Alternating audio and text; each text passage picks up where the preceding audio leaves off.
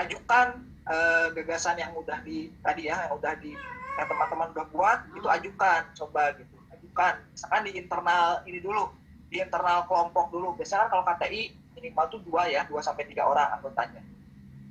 Di internal kelompok dulu nih, di internal kelompok adakan diskusi. Kira-kira gagasan dari si A kayak gini nih, gimana, cocok nggak? Kalau kata si B, oh nggak cocok, gini, ada diskusi nanti menghasilkan suatu solusi C. Nah, solusi C ini biar lebih yakin lagi, adakan juga diskusi dengan misalkan dosen atau orang lain.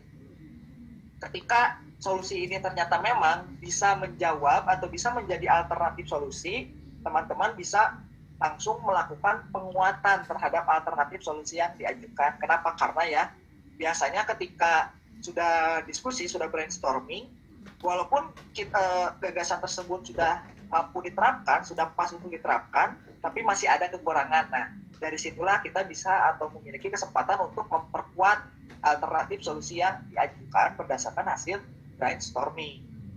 Tapi ketika setelah brainstorming ternyata nggak ada menyentuh sama sekali untuk menjadi solusi, atau solusinya udah nggak aneh, udah biasa saja, berarti kita harus balik lagi ke tahap sebelumnya, ke proses selanjutnya, yakni mengajukan alternatif solusi yang lain.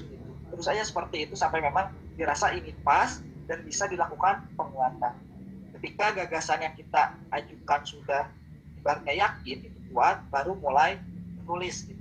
Jadi jangan dulu menulis, tapi adakan dulu diskursus baik itu antar teman maupun dengan dosen. Nah, kurang lebih ini ya diagram atau flowchart dari gimana sih kita bisa mendapatkan suatu gagasan atau suatu ide jika akan menulis suatu karya tulis ilmiah.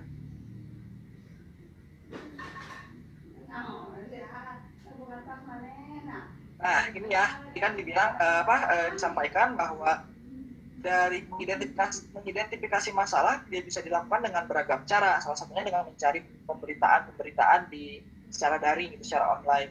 Saat ini gitu, ketika masa COVID ini ternyata banyak permasalahan ataupun fenomena yang bisa menjadi langkah awal atau titik tolak teman-teman untuk melakukan atau membuat suatu karya tulis dunia. Banyak sekali gitu. Misalkan kan stigma negatif terhadap penderita ataupun pasien ataupun juga tenaga medis kan banyak. Nah, kira-kira nih dari masalah munculnya stigma itu tuh karena apa sih gitu. Misalkan, oh ternyata munculnya stigma itu tuh kita identifikasi ternyata karena kurang tepatnya komunikasi atau edukasi atau sosialisasi yang dilakukan oleh pemerintah kepada masyarakat terkait COVID-19 ini, sehingga terjadi misinformasi. Nah, intinya misinformasi. Dari misinformasi ini coba cari ada solusi apa sih yang udah dilakukan. Oh ternyata ini kekurangannya apa, dari situ bisa masuk kita untuk melengkapi solusi yang udah ada. Banyak ya gitu, banyak sekali masalah-masalah atau fenomena yang bisa kita jadikan tolak ukur atau titik awal menulis suatu karya gitu. Nah ini ya contoh-contohnya, ini sebagian saja.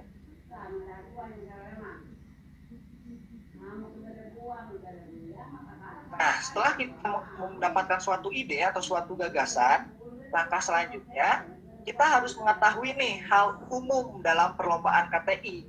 Itu prosedur selanjutnya kita harus mengetahui hal umum. Pertama, dalam suatu karya tulis ilmiah, biasanya itu tuh karyanya tuh dapat berupa hasil penelitian maupun gagasan secara konseptual yang didukung data dan referensi akurat. Ini teman-teman tahu ya bedanya hasil penelitian, berarti ketika memang gagasan kita itu sudah diuji di lapangan, baik itu melalui studi pustaka ataupun penelitian lapangan gitu. Tapi biasanya hasil penelitian ini memang harus setelah diuji apakah memang ada dampaknya atau enggak gitu, harus dilakukan penelitian berdasarkan prosedur yang telah ada. Itu ya kalau misalkan hasil penelitian. Kalau gagasan itu kita hanya gagasan yang solusi yang udah kita punya, kita hanya menyampaikan gagasannya seperti ini didukung secara referensinya apa dan lain sebagainya. Jadi belum pernah dicoba secara berdasarkan metodologi penelitiannya. Jadi itu bedanya. Nah, dua-duanya bisa dijadikan suatu KTI untuk ikut perlombaan. Nah, beberapa kali juga ketika ikut perlombaan yang ditampilkan dan ditulis itu bukan hanya hasil penelitian, tapi ada yang masih berupa gagasan gitu. Tapi di sini memang biasanya dewan juri itu lebih suka yang hasil penelitian, walaupun tidak dipungkiri yang gagasan secara konseptual juga bisa menarik ketika memang gagasannya unik dan memang didukung oleh hal-hal yang menguatkan gitu dan ditulis secara sistematis gitu berdasarkan konsep-konsep yang ada. Itu bisa saja gitu. Jadi jangan harus penelitian aja, enggak kok. Coba aja teman-teman, kalau misalkan memang gagal coba lagi. Tapi ada kemungkinan memang bisa juga gagasan yang dituangkan dan ditulis dalam KTI. Itu nanti biasanya bisa dilihat dari pedoman gitu, pedoman perlombaan kayak gitu. Nah, yang kedua ini yang penting, karya di sini bersifat inovatif, kreatif, dan solutif yang berkaitan dengan tema dan subtema yang dilombakan. Jadi jangan sampai karya kita itu ya hanya bukan solutif gitu, justru malah memperkeruh masalah gitu ibaratnya. Lalu nggak ada inovasi yang baru gitu, nggak ada hal baru yang ditawarkan kepada dewan juri atau kepada pelaksana perlombaan gitu.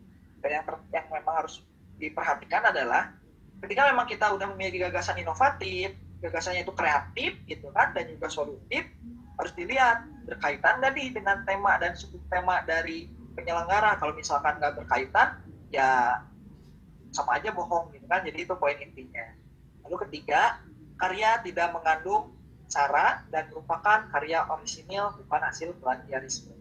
Bagi ibaratnya kita gitu ya, yang sebagai sivitas akademika gitu, masyarakat akademik gitu, plagiarisme ini merupakan suatu kejahatan gitu. Memang ada batasan-batasan tertentu, misalkan berapa persen diperbolehkan dan lain sebagainya. Tapi memang biasakan gitu hasil atau karya kita tuh jangan hanya copy paste dari yang lain gitu, tapi kita harus memiliki keunikan sendiri dari karya kita. Biar apa? Biar memang karya kita tuh bukan hanya asal membuat saja, tapi di situ ada ruh dari kita yang dituangkan ke dalam karya. Dan yang terakhir, yang keempat yang harus diperhatikan, yakni terkait penulisan karya ini harus dilakukan secara sistematis dan harus mengikuti panduan penulisan dari pihak penyelenggara kegiatan. Biasanya setiap penyelenggara kegiatan tuh punya pedoman masing-masing, dan perlu diketahui antara penyelenggara satu dengan yang lainnya itu tidak akan sama persis gitu ya, nggak akan sama persis, tapi akan ada beberapa perbedaan kayak gitu. Jadi makanya sebenarnya ketika berbicara sistematika dan prosedur penulisan KTI ini, mungkin ini akan bahas secara umum yang tidak dibahas di pedoman gitu, tapi secara lebih rincinya mulai dari awal harus ada apa aja, itu biasanya nanti akan lebih jelasnya dalam pedoman perlombaan gitu. Pedoman perlombaan biasanya akan memuat apa aja yang harus ada, yang nggak boleh ada apa, dan lain sebagainya ya. Jadi ketika memang udah punya gagasan, kita udah tahu lombanya, dan yang terakhir langkah selanjutnya harus kita baca pedomannya. Jangan sampai kita asal buat tanpa lihat pedomannya, itu ya kunci. Nah, ini ya, kalau tadi berbicara masalah pedoman, itu kan berbeda-beda gitu. Tapi secara umumnya yang pertama akan dibahas adalah format penulisan. Format penulisan KTI itu ada secara format penulisannya itu umumnya terbagi dua. Yang pertama adalah format penulisan satu kolom. Format penulisan satu kolom mungkin dari teman-teman juga sudah tidak aneh ya, makalah dan lain sebagainya memang kan penulisan satu kolom kayak gitu. Lalu ada juga penulisan yang bersifatnya dua kolom. Nah, biasanya format penulisan dua kolom ini sering kita temui di jurnal-jurnal gitu.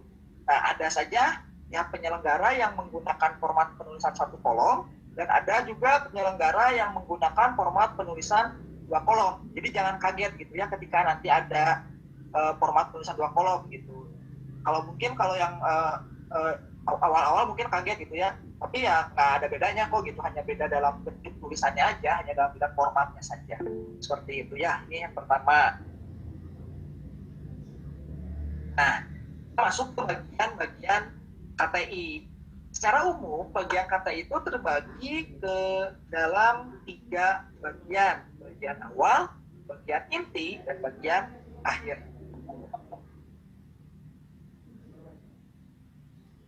Bagian awal, pertama di bagian awal itu ada yang namanya halaman sampul. Udah nggak asing ya bagi teman-teman gitu, halaman sampul gitu. Bahkan mahasiswa baru pun pasti sudah dikenalkan gitu ya terkait halaman sampul ini. Biasanya halaman sampul ini ada identitas umum KTI ya, seperti judul, nama penulis, asal instansi, dan logo dari penulis atau logo penyelenggara itu pasti ada. Nah, nanti di sini yang ingin diberikan masukannya atau diberikan triknya itu dalam penulisan judul. Jadi halaman ini kan yang akan pertama kali dilihat. Jadi harus dibuat semenarik mungkin karena kita tidak bisa mengutak-atik format format halaman sampulnya. Kita akali dari penulisan judul kita. Jadi judul pertama harus dirumuskan secara menarik. Secara menarik di sini harus bisa, oh ini apa gitu ketika Dewan Juri membaca, ini bisa menimbulkan ibaratnya apa ya, rasa penasaran dari Dewan Juri. Kalau beberapa perlombaan atau penulisan PKM biasanya ada judul-judul yang dibuat singkatan-singkatan unik itu ada gitu. Tapi lihat juga ininya itu, lihat pedomannya apakah boleh menyingkat judul atau menggunakan judul-judul yang unik seperti penyingkatan atau enggak gitu. Karena ada saja yang tidak boleh seperti itu ya. Jadi yang pertama, judul harus dibuat secara menarik dan menimbulkan rasa penasaran dari Dewan Juri karena kan karya banyak gitu. Jadi ketika baca judulnya menarik itu biasanya akan didahulukan dibaca gitu kan. Jadi oh ini yang pertama dan lebih beda dari yang lain, awal dari judul. Selain menarik, judul juga harus informatif.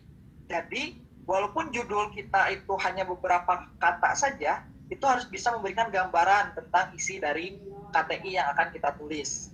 Yang ketiga, dibuat kata. Biasanya judul ini jangan terlalu panjang. Itu ya, idealnya 12 sampai 15 kata. Ya, 12 sampai 15 kata. Karena kan dari situ biar judul ini memang singkat tapi informatif. Itu biasanya 12 atau 15 kata. Tapi ada juga yang mengizinkan sampai 20 kata gitu, kayak PKM 2020 kemarin kalau salah sampai 20 kata. Kali lagi gitu, lihat lihat pedomannya. Tapi memang kalau umumnya gitu penulisan itu idealnya 12 sampai 15 kata di judul. Jadi jangan terlalu panjang, yang penting singkat tapi informatif. Dan yang terpenting tentunya penulisan dalam judul ini harus menggunakan kaidah penggunaan bahasa yang baik dan benar. Itu ya poin selanjutnya. Nah, lembar pengesahan. Setelah halaman sampul, biasanya nanti akan ada lembar pengesahan. Nah, lembar pengesahan ini biasanya tuh ada tentang identitas dari karya kita, lalu ada tanda tangan dari penulis, lalu diketahui oleh dosen pembimbing, dan bahkan ada juga yang harus oleh pimpinan universitasnya. Tapi biasanya nanti akan ada lampiran format lembar pengesahannya gitu dari pihak penyelenggara seperti itu. Nah, ada juga setelah lembar pengesahan beberapa pihak penyelenggara yang mencantumkan harus adanya lembar pernyataan keaslian karya tulis ilmiah. Gitu. Jadi nanti teman-teman harus menandatangani di atas materai yang menyatakan bahwa karya tulis ilmiah yang ditulis itu memang hasil karya pribadi. Tapi ada yang harus dicantumkan di bagian awal, tapi ada juga yang lembar pernyataan itu dijadikan sebagai berkas pendukung gitu ya. Jadi nggak mutlak gitu, tapi kurang lebih seperti itu ya sudah disampaikan. Yang ketiga ada kata pengantar. Ini kata pengantar ya biasa ya ucapan syukur, tapi selain ucapan syukur dan terima kasih ya, dalam kata pengantar juga harus dibahas terkait dengan tujuan, manfaat, penjelasan, dan harapan yang berkaitan dengan ditulisnya KTI gitu. Jadi jangan hanya ucapan-ucapan terima kasih saja. Ini daftar isi, ini tentu hal yang penting ya, bermudah ketika Dewan Juri ingin membaca, baik itu daftar isi konten ataupun gambar, tabel, dan lain sebagainya. Nah, dan ini bagian yang penting elemen penting di bagian awal ini adalah abstrak gitu. Kenapa? Karena abstrak ini bagian yang dilihat di awal pembacaan, karena disinilah informasi penting terkait tulisan yang dibuat dapat ditemukan gitu. Kadang abstrak ini, dari abstrak aja sudah bisa membaca keseluruhan karya gitu. Abstrak itu kadang dijadikan patokan keseluruhan karya gitu, karena kan di sini memuat informasi-informasi penting terkait tulisan yang dibuat dan dapat baca. Nah ini tulisan abstrak biasanya akan berbeda gitu antara karya penelitian, ya kan tadi dari di awal sudah disebutkan ya, dalam KTI perlombaan biasanya ada yang bersifat penelitian, ada yang bersifat juga masih gagasan konseptual. Penulisan abstraknya biasanya akan ada sedikit berbeda. Karya penelitian biasanya itu diawali dengan tujuan dari penelitian, atau bisa juga diawali dengan latar belakangnya apa, baru masuk ke tujuan dari penelitian.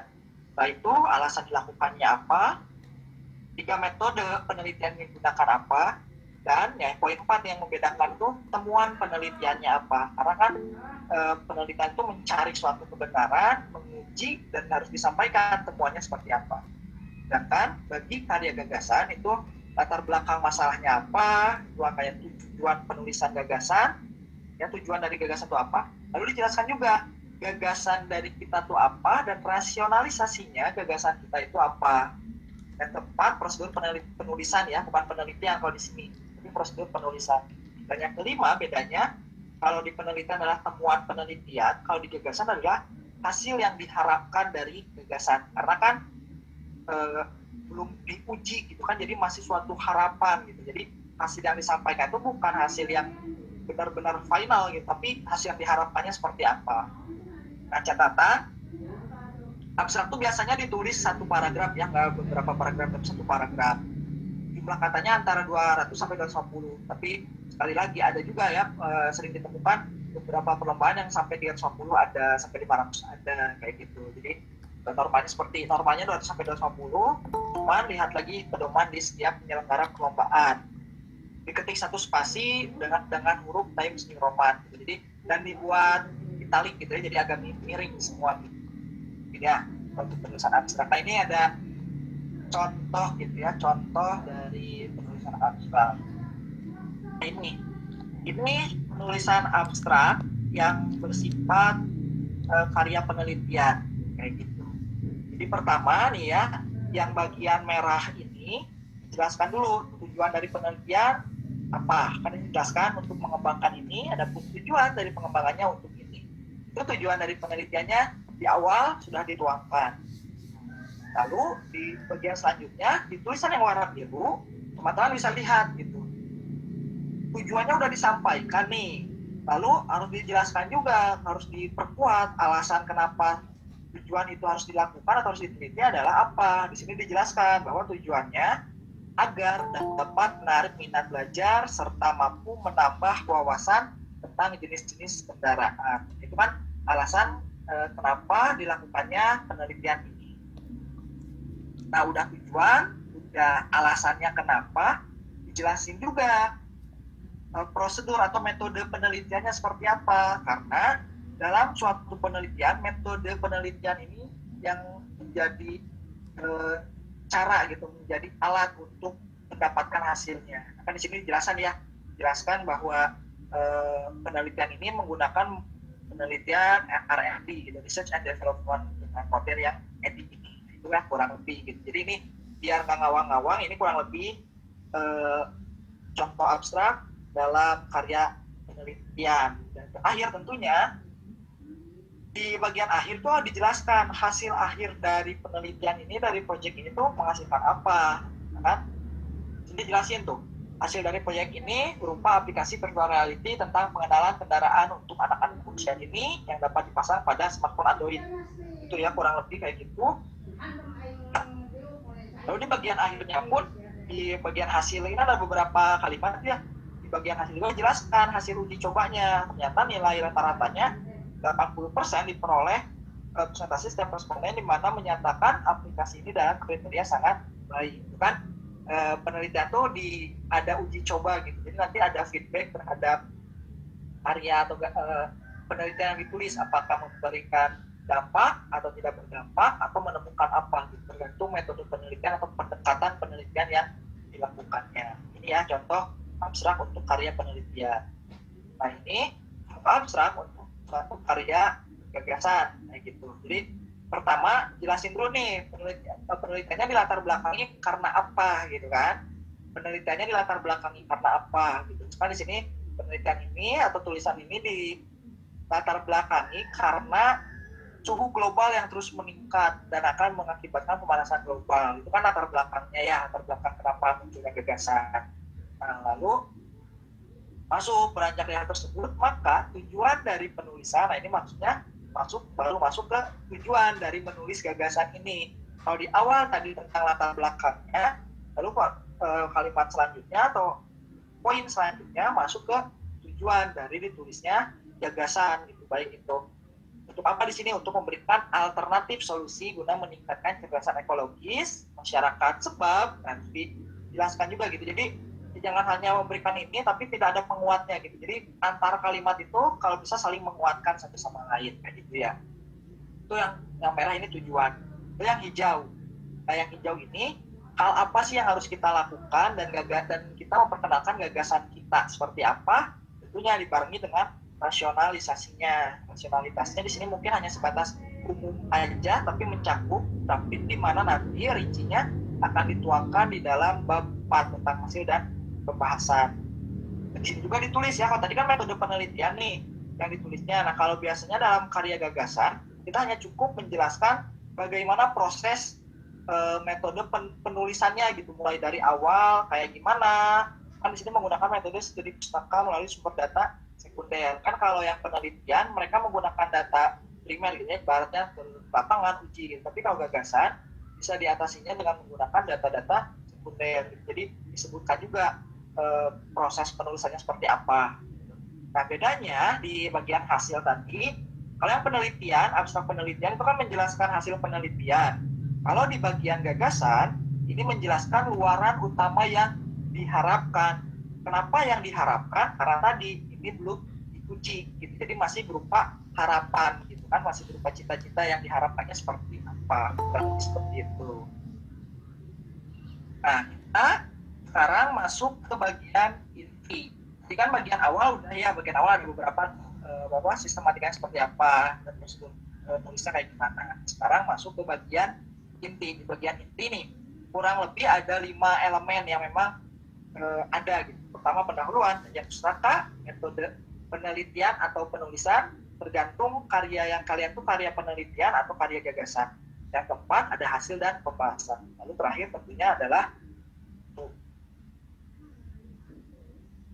nah, di pendahuluan ini bisa menjadi hal yang penting karena di bagian latar belakang, nanti di bawah kan ada latar belakang.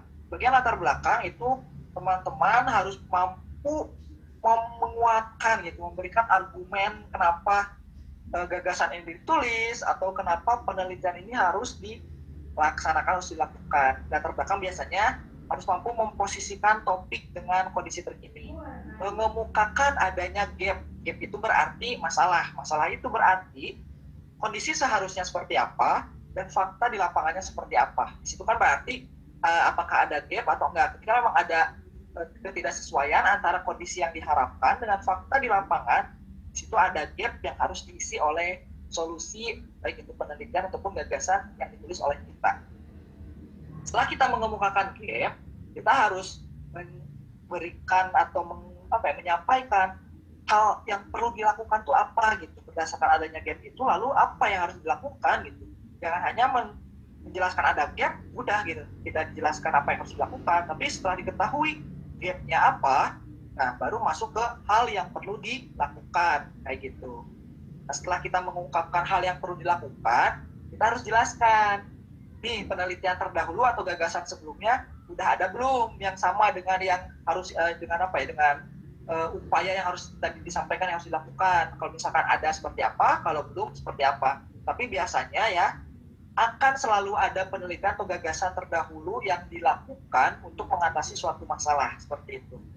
Dan yang terakhir tentunya ketika memang ada yang sudah dilakukan atau yang sudah melakukan penelitian atau yang sudah memberikan alternatif gagasan, kita harus bisa mempertegas dan menguatkan pembaharuan yang kita berikan itu apa. Itu di bagian latar belakang, pentingnya di situ. Nah, itu akan menjadi bagian yang akan memperkuat tulisan kita. Lalu bagian rumusan masalah. Nah, rumusan masalah ini kan tadi di latar belakang sudah dijelaskan ya, gapnya apa, hal yang perlu dilakukannya apa, dan pembaharuan yang kita berikannya apa. Nah, lalu di tulisan ini kita ingin menuliskan apa gitu. Kalau penelitian kan nanti akan ada masalah yang akan ditelitinya itu apa. Nah, biasanya rumusan masalah ini berfungsi untuk membatasi pembahasan teman-teman agar tidak melebar kemana-mana. Dan biasanya dalam bentuk pertanyaan seperti itu. Nah, tujuan biasanya itu akan tercermin dari rumusan masalah. Misalkan rumusan masalahnya itu bagaimana perilaku peduli lingkungan masyarakat Indonesia. Jadi tujuannya yaitu untuk mengetahui bagaimana perilaku masyarakat peduli lingkungan masyarakat Indonesia, itu tujuan khusus. Tapi terkadang dalam suatu penelitian ada tujuan umum dan ada tujuan khususnya seperti itu.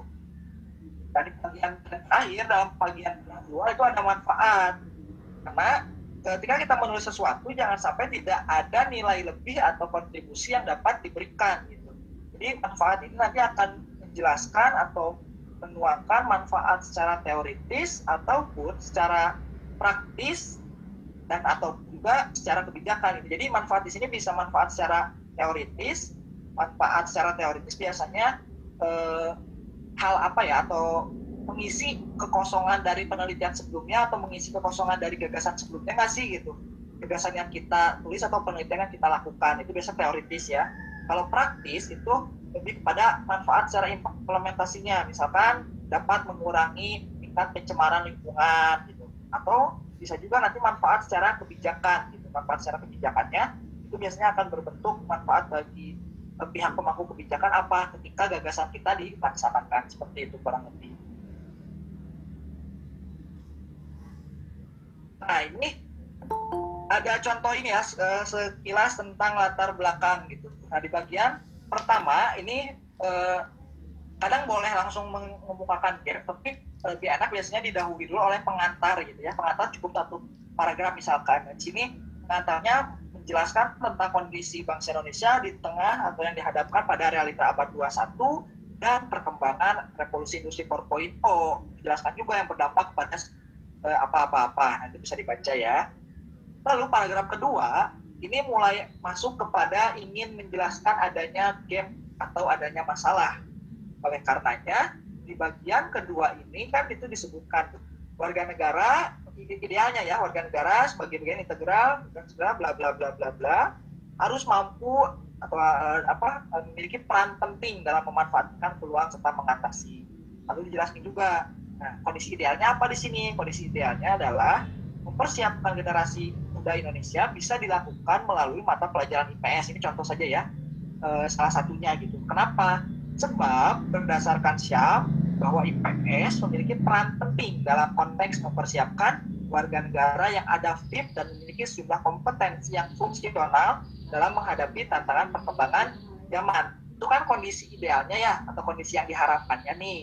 Itu kan, itu udah mulai masuk ke gap nih kita. Itu kondisi yang ideal. Tapi lihat kalimat selanjutnya, biasanya gap itu akan diawali dengan kata akan tetapi, namun ya biasanya, tapi itu tergantung gaya kepenulisan sih biasanya. Sebenarnya adalah bisa memposisikan dan menguatkan adanya gap itu. Biasanya kalau saya pribadi menggunakan kata akan tetapi, namun ya untuk menunjukkan adanya gap itu. Kondisi idealnya tadi IPS itu seperti apa? Nah, akan tetapi faktanya sebuah penelitian menghasilkan kesimpulan bahwa pembelajaran IPS dipandang kurang menarik oleh peserta didik. Nah, itu kan dari yang kondisi idealnya apa masuk kepada kondisi fakta di lapangannya. Nah, berarti kan di situ ada ketidaksesuaian antara yang diharapkan dengan kondisi faktanya seperti itu. Nah, itu ya. Ini contoh mengemukakan adanya gap gitu. Ini belum apa ya? Bukan berarti harus satu paragraf seperti ini, enggak gitu. Tapi ini hanya untuk contoh saja.